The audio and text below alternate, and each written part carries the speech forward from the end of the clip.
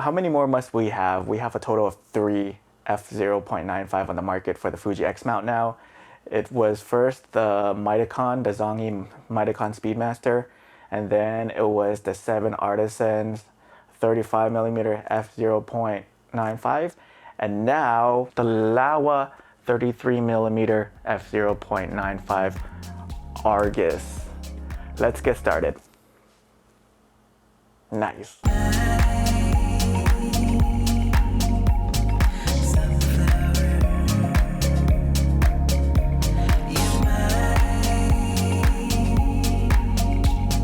Hey guys, welcome back to the channel, and today we are going to talk about the Laowa Argus 33mm f0.95 lens for the Fuji X mount. Before I start, Laowa did send me this lens to review, but I'm not getting paid to make this review or say anything nice about this lens. This review is coming from my personal experience using this lens. I had this lens for about a month now, and over the course of the month, I took it to a few shoots. I took it on vacation and used this lens as my travel lens, so I think I've put this lens through a lot, and I feel I have an understanding of how this lens works. Keep in mind, this lens I've been using has the word sample on it. It could be a pre-production sample, so whatever I say, keep that in mind. You may have different results. So when Laowa first announced this lens, I thought, not another f0.95 lens, but then I warmed up to it because this is Laowa making this lens, and I've always heard Laowa is a good third-party lens manufacturer. People really love that company, and I also got super excited when I saw an email from them. They reached out to me and asked if I wanted to play with this lens and review it. It was super wicked of them to reach out to me because I am but a small-time YouTuber, and I felt so honored that they reached out to me. So Laowa, thanks again for reaching out to me. It means a lot that you see something in me. Now, with that out of the way, your lens is pretty trash. It's really good. Sorry, Laowa. Please don't take me off your list. I'm begging you. Oh God, I just burned bridges. So I gotta say, this lens is nicely built. It has a nice weight to it, very premium. But here's a side-by-side comparison of my 7 Artisans f0.95 versus the Laowa 33. I really like this blue rim that goes around the lens. I like the aesthetics choice that they put in. I feel in a world full of f0.95 lenses, this is a cool way to differentiate yourself.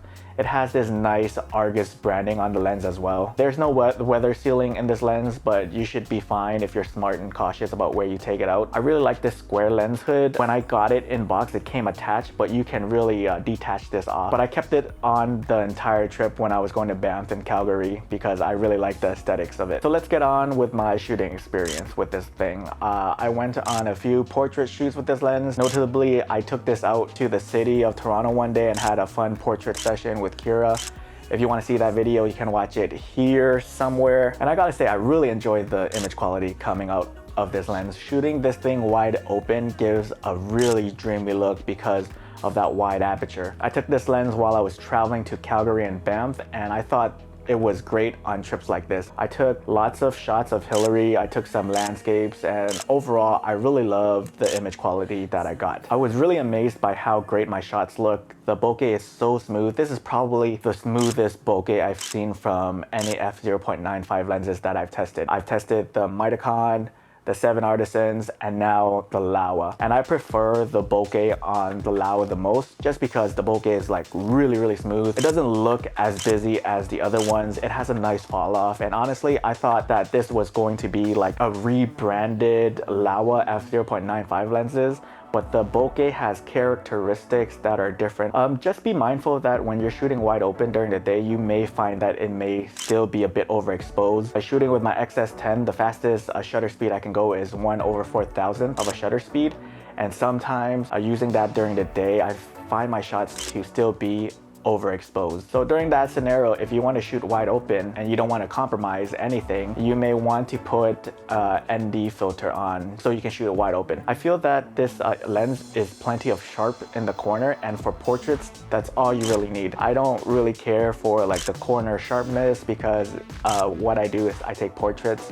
And for portraits, you just want everything around the subject to be soft and melt away, which this lens does a great job of. Shooting in low light with this has been super fun at times, especially when I was shooting in at F0.95. You're letting in so much light, which can help you with the light gathering. I see this useful if you're a wedding photographer. You can use this in like those low light situations, and if you're combining this lens with any Fuji X cameras with IBIS, you're going to get some great results in low light. And now that I have experience shooting with 3 F0.95 lenses, I kind of wanted to do things differently with the Laowa. For the first 2 lenses, the 7 Artisans and the Mitacons, rarely did I stop down. I hear this all the time so often, like you buy this lens to shoot it wide open. But for this lens, not only did I shoot it wide open, I also stopped it down all across boards. And let me say that if you're gonna stop it down to like f1.4, you're going to get some nice, clean, crispy, and still have that buttery bokeh with that smooth fall off. I was quite impressed. I think that the bokeh here at f1.4 looks so much better than the Fujifilm's XF 35mm f1.4. You have to see it for yourself. Something about this bokeh, I find that it's not as busy as others. So when I open up my RAWs, I was so surprised by how smooth it looked, how much of a pop like it has. It stands out on its own. I was shooting stuff from f2 all the way to f11, and I don't mind it at all. It's plenty of sharp for me and what I like to shoot. I took this lens to like Banff, and I shot a lot of like epic trees, epic mountains, and I just love what this thing can produce. Again, just sharp. I see all the details, and again, I'm not a big pixel peeper. I really don't care for corner sharpness, and at the end of the day, all I want is just memories of the trip. Like, so again, I really don't care if it's sharp in a corner or not, as long as I'm happy with the images that it produces. Like, again, I'm like super satisfied. A lot of people complain about the focusing throw being a bit long. I don't mind it at all. It's really just like an extra second if you need to. And if you're using this lens for portrait and for that subject isolation, you're really not going to be moving around as much to have to go do that long focus throw. So with portraits, most of the time you're going to be shooting portraits with this lens from the torso up, and sometimes like a tighter headshot if you want to. So these are the parameters and the distance you're going to be working with. So when you're using this lens to manual focus, it's not going to be annoying like some other YouTubers have said. The only way I could see this could be annoying to use focusing ring and that long focusing throw is if you shoot up close, and once you're done, you're going to tell the subject to move 10 feet away from you, and you photograph them from that long distance. If you keep doing that, then you're an inefficient photographer, so don't do that. Okay, so again, I don't see this long focusing throw to be a problem. I do like that long focusing throw because I can really dial in and try to nail focus. And I find because of that long focusing throw, nailing focus on this lens is a lot easier than the Mitacon and the 7 Artisans. There are some noticeable flares with this lens. One is the red ring flare that I get. So depending if you shoot with this lens directly into the sunlight or any light source, you may encounter this. I think it's a cool look at times. As you can see in this shot with Kira right here, I thought it was cool. But you know, this is depending on if you really like the characteristics of this lens or not. There are also times where it occurs as this red streak, which I find annoying. Just look at the shots of Hillary posing right here in Banff. And you know, there are times where I shoot wide open with the sun out. I get this like washed out look at the bottom. The center would be sharp and have a bit of contrast, but then the surrounding top and bottom areas will have this like washed out flare look that I'm really not a fan of. I don't know if this happens because this is a sample copy, but if you guys own one, just let me know if this happens with your copy. And another thing I have to mention is, I don't know if this is a lens thing or a camera thing, but when I was shooting low light portraits at Neon Demon Studio, I find at f0.95 and with the shutter speed I use, I get these like light flickers, you know, these flickers that you see in like flickering lights coming on. And as you can see here, I keep shooting and I noticed this strip of black lines in my shots. It was really annoying, and the way I got rid of that is if I shot at a slower shutter speed. But then that would make the wide aperture useless, and now I have to stop it down. So you see where I'm going with this. Now to make sure that I wasn't going crazy, I changed into my Fujifilm 35mm f1.4 during the shoot and test it out again. And at the same shutter speed and wide open at f1.4, I didn't see any problems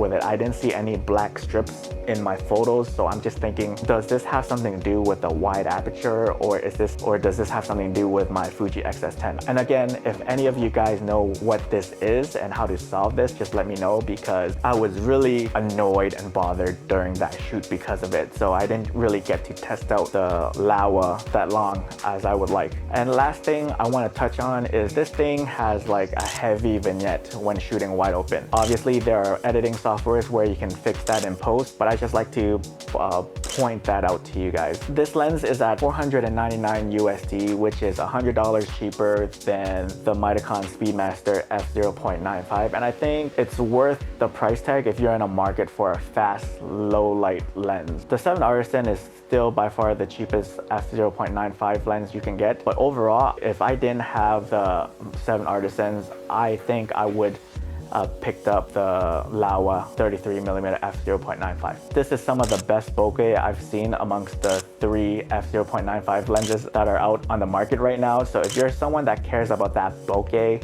that tone, this is the lens to get. Is it the sharpest f0.95 lens? I still give that title to the Mitacon, but this Laowa is plenty of sharp. You're just splitting hairs at this point. It's just Mitacon is just marginally better. That is it for me, guys. What do you guys think of the Laowa 33mm f0.95 Argus? And I'm glad Laowa sent this out so I can review this lens, and now I'm quite sad that I have to send this back to them once I'm done. So a special thanks goes out to Laowa for hooking me up with a review unit so I can make this review for you guys. If you guys are interested, do check out the link down below, and don't forget to follow me on my Instagram. That's where you're going to see a lot more of my work at Iamtongue.